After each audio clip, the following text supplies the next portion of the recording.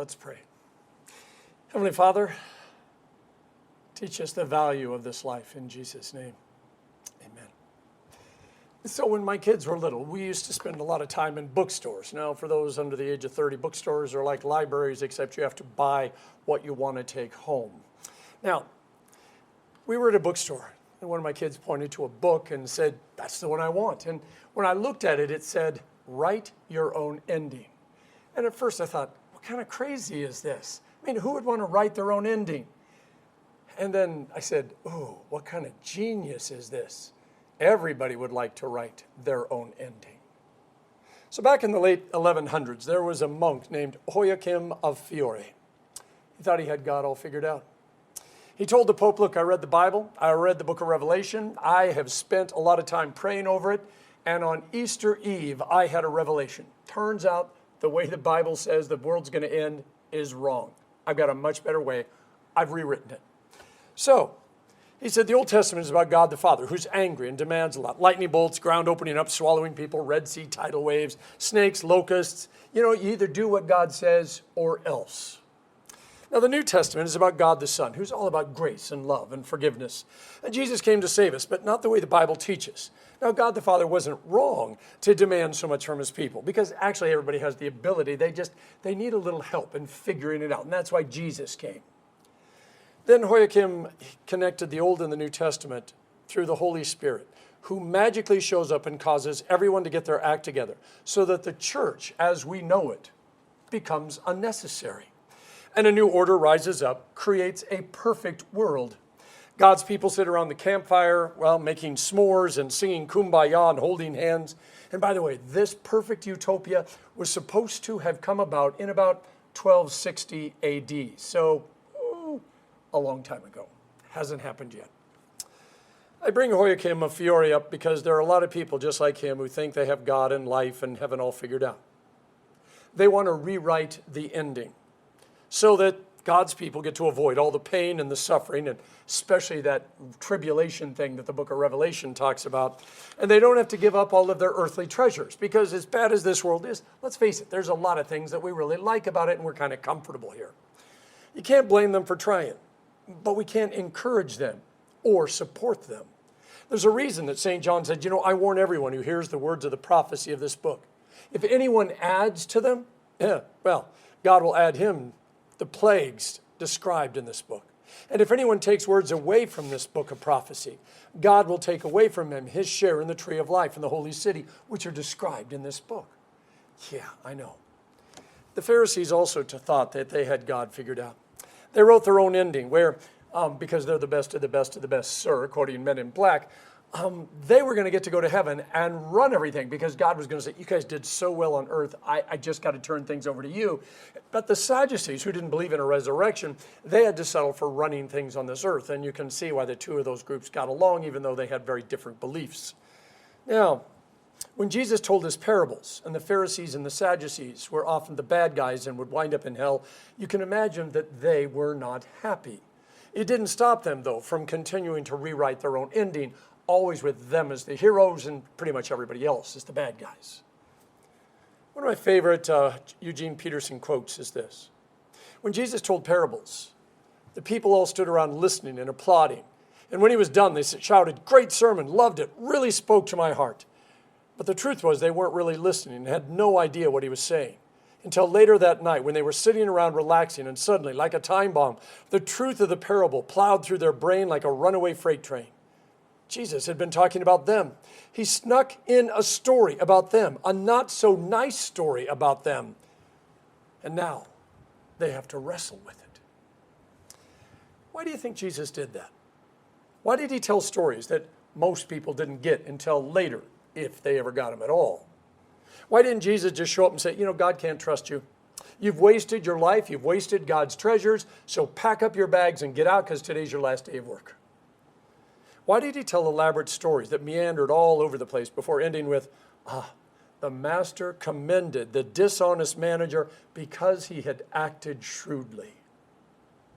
And in leaving us to figure out why an honest master would commend someone for being dishonest. So here's our problem with such parables. we're always trying to make them make sense. We want them to be clear and easy. But theology, like life, is very, very messy. This is why they're confusing. See, God already knows how our story is going to end. It was all written down before he spun the galaxies and planets into space. Now, this is not fate, because you don't have a choice with fate. If our lives were ruled by fate, it wouldn't matter how we lived or what we did or didn't do, because none of it would matter, because we're just along for the ride and we're not driving. Now, the end that got written before the beginning was, well, it was actually written by us as individuals, as a community, as a world. We determined how things would end by our choices, our failures, our successes, our doubts, our wishes, our silences, our wants.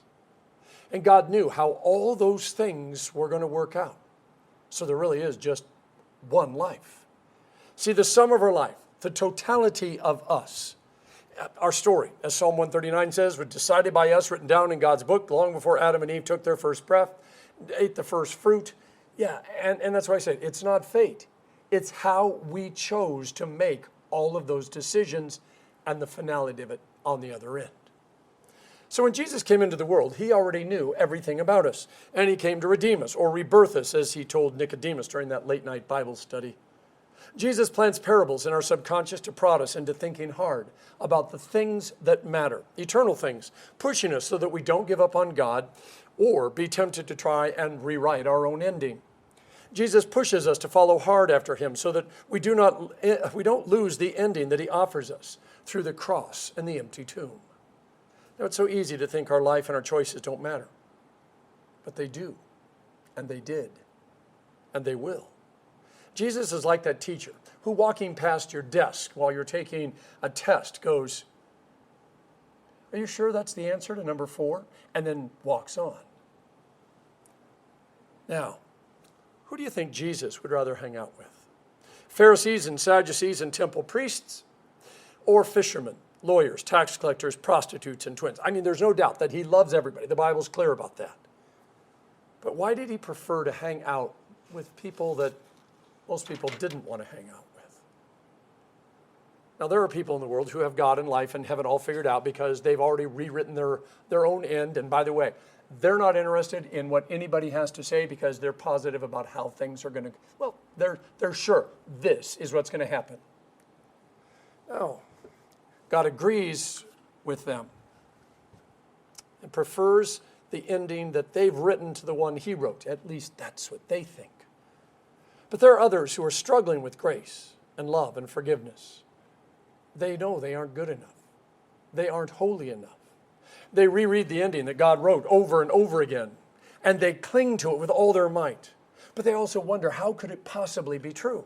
So you have those who say, we rewrote the ending and God loves it and he's accepted our ending. And then you got the people who say, man, we've read the ending. How could it possibly be? How could God possibly let us be saved? Because we know who we are. Now, what Jesus knew from the moment he entered Mary's womb was, when you live out your theology of the cross, which is a theology of grace, you will be crucified because the world always prefers its own ending. Now, if you listen hard, you hear the parable of the unjust manager is really about radical, undeserved grace. It's about God helping to guide your feet in your journey so you discover the ending that leads to life everlasting with him, even as you wander around for a while and fail quite a bit before you find it. Here's how the story goes. I'm going to speed things up, by the way, by cluing you in so that you don't have to go home and wait for that parable timer to go off like that time bomb that Pastor Peterson talked about. You are the unjust manager. I am the unjust manager. We individually and collectively, we are the unjust managers. Now, God created the heavens and the earth. He created rainbows, oceans, mountains, rivers, In-N-Out Burger, Cherry Garcia ice cream, sunset stars, and he said, all right, this is all for you. I created all this for you to enjoy. Take good care of it. And then God watched us take the world and everything in it for granted and begin destroying his creation and poisoning the waters and tearing down the mountains and hiding the sunsets and rainbows behind buildings and, most of all, hurting his people that he loves. We wrote our own ending to the story where we treat everything here like it's ours, and we're the boss. We made sure we counted every sin of the people around us, tallied it all up so that we could show our master just how bad those people are. Meanwhile, we sat there smugly polishing the end to our own story, reveling in our own glory and saying, God is going to be so proud of me. But then we got caught. Jumping out of the parable where God calls the unjust manager to account for things, well, for us, it might be when the doctor calls. A friend dies. We get old or older. Or maybe we just had a come to Jesus moment. In other words, the way that God comes and says, you can't be my manager anymore, is when something gets taken away from us that we treasured, that we thought was important, that we valued. Then it becomes obvious the ending we wrote for ourselves isn't going to happen. And we look at the happy ending that God offered us, and we begin to think it probably is also out the window, unless. Look around at the church today. The world knows us for all the things that we are against, but not so much for the things that we are for. We have given them so many reasons to distrust us. Spent most of our time tallying up all their sins while we sat inside stained glass windows for an hour on Sunday and talked about theology instead of walking down the street and living our theology out. And maybe that's because we know what happened to Jesus. That theology is messy and leads to getting crucified, which is why we're working to rewrite the end to our story.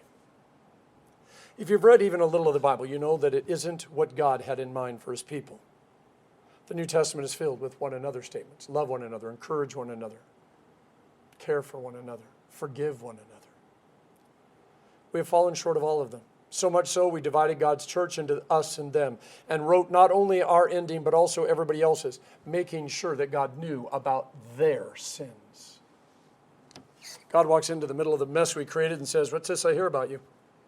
Give an account of your management because you obviously can't handle this. And if you had any doubts about where I'm going, just listen to the next verse where the unjust manager, or more properly, you and I, we respond, what am I going to do now? My master's taking away my job. I'm not strong enough to dig. I'm ashamed to beg. See, we know we're not good enough or strong enough to work our way to heaven. We're too proud to try to accept it as a gift because we know our worth. And so we try to write another ending where maybe if we make enough friends, someone will be able to help us. And here's where God in his mercy interrupts us with that radical, undeserved grace that he is so famous for. We make friends. We mend fences, hoping for something that we're not sure of.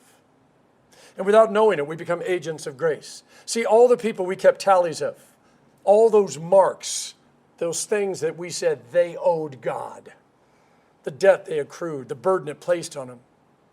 We walk into their life and we say, so how much do you owe? As though we don't know. And when they speak the amount out loud, there's a quiver in their voice because it's more than they can afford. And we say, congratulations, it's unjust manager discount day. Cut the amount you owe by this much. Have a nice day. We take the burden off their shoulders, their heart, their soul. We let them breathe again. And God sneaks up on us because we thought we were being so sneaky going out and doing all this. And he sneaks up on us and he says, you did well. Wait a minute, God. We thought you'd be mad at us. How can you be happy about us forgiving people and caring for people and showing mercy and grace to people? Because after all, we know what kind of people they are. We've read your Bible. Thou shalt, you said. Be perfect because you're perfect. See, we always knew that we were too weak to earn our way to heaven. We thought we were too proud to beg. But God, in his radical, undeserved grace, taught us what grace really means. An undeserved and totally necessary gift that allows us to live again, to breathe again, to have hope again. Just like all those people that we forgave and gave a new chance of life to. When Jesus died on the cross, he wasn't trying to win friends or influence people. See, the hardest problem about discounting someone else's debt is that somebody still has to pay the full amount. There's no other way. And that's what Jesus did. He paid our debt. We ran around like a crazy person forgiving everybody their debts, but in the end, somebody had to pay their debt and pay our debt. And that's exactly what Jesus did. John 13, Jesus says, what I've done for you, I want you to do it for one another. It's time the world knew what we stood for instead of what we're against. It's time they heard us speak of love and grace and mercy. We must speak the truth, but we also speak it in love. And there's the tension and the balance. God was never sitting in heaven counting all of our sins against us and marking down the days until he could demand payment and then zap us. No, the Gospels are all about how God would rather die for us than continue to keep track of all of our sins. See, in one of the most beautiful verses ever, St. Paul said, in Christ, God was reconciling the world to himself, not counting our sins against us. And he has committed the message of reconciliation to us now. Therefore, we are ambassadors for Christ. We plead on Christ's behalf, be reconciled to God. He made the one who knew no sin to be sin for us, so that we might become the righteousness of God in him. It's not easy to embrace God's grace. We will always be tempted to write our own ending, but there really isn't a better one than the one that God wrote for us. We aren't perfect, and we rarely manage God's holy gifts well. But that's why there is a Jesus, contrary to O Jehoiakim. You don't know how much I owe God. I could never repay it, someone says to us. And there may have been a time, by the way, when we would have just shook our head and said, too bad, so sad, good luck with that. But grace lets us tell them in Christ they don't owe anything. Welcome to the family, we say. Oh, and by the way, welcome to the family business as well. It's a family business of love, forgiveness, encouragement, and helping others the way that Christ helped us. In the name of the Father, and of the Son, and of the Holy Spirit. Amen.